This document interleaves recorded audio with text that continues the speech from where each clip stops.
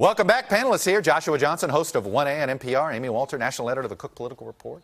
NBC News chief White House correspondent Hallie Jackson. And Jonah Goldberg, senior editor of National Review. Hallie, let me start with you. Oh, boy. One thing we don't have and will never get is a counter report from Rudy Giuliani or the lawyers. They don't want to put this out anymore, do they? They had been, for weeks, we've been hearing that they probably would not do that, or we're going to wait until after the Mueller report was out to decide whether they would. And I think what you're seeing now, they want to do a couple of things.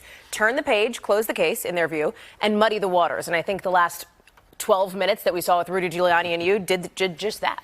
Let's talk about the two big things that I think came out of both interviews. First, on the Rudy Giuliani interview, Jonah Goldberg, which is the defense is anybody would have done it. So what with foreign interference?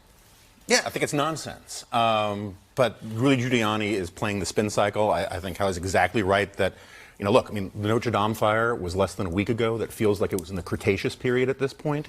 And they think that they can just punt out of the news cycle, old news. It was very effective for the Clintons back in the 90s. Just say, move on, which was also effective for the Clintons.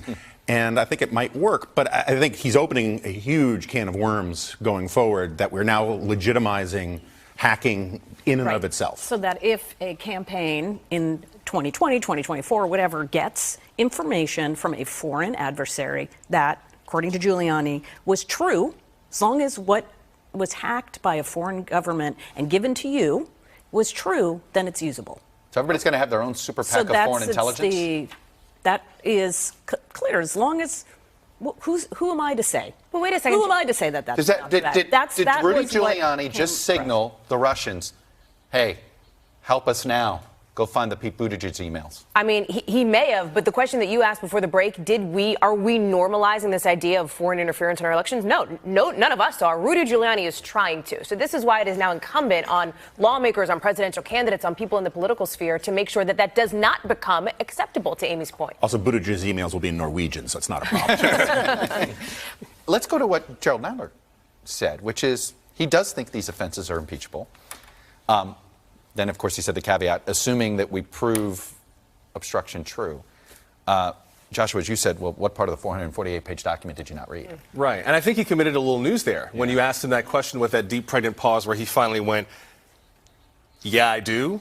I mean, 448 pages, redacted, that have laid out a great deal about the president. In fairness, it was light redaction. It was fairly light. Right, and the redactions were also noted in terms of why. And they seem to be legitimate redactions in the moment. There's a lot of cases sitting out there. But the reality is, I mean, you know, we talk about politicizing the impeachment process. Impeachment is an inherently political process because all the people who are involved in the process are political appointees. They're members of Congress. So there's kind of no way to separate that. But the idea that Congress would walk away, to your point about Nancy Pelosi, that they would walk away as a matter of course from even considering impeachment, I think that's one of those things, as we get closer to the election, a lot of Democratic voters are going to be like, wait. Yeah. The Constitution says this is your job. Aren't you supposed to do this part of your job? Are we headed for this? You know, we already have a two-track world of bizarre worldviews where I felt like at times it was like Hannity talking points and in one place, and then you're in the reality of where we live here.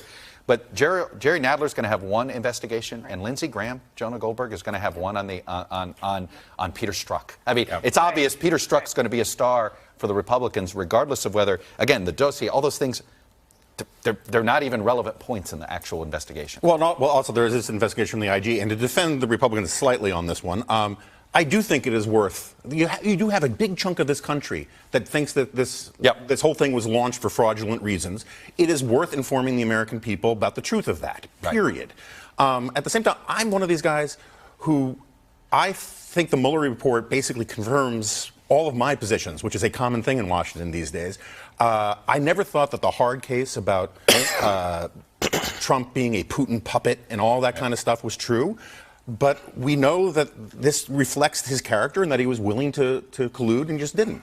You know the most amazing thing? I want to put up the list of people that saved the president from obstructing. Boy. Look at the pictures of these people. Yeah. Because, Hallie, they all have one thing in common, whether it's Don McGahn, whether it's Rick Dearborn, Jeff Sessions, K.T. McFarland, James Comey, Rob Porter, Reince Priebus, and John Kelly. What's the one thing they all have in common, Hallie? They gone. That's right. No, everybody that stopped the president from his worst instincts, not there.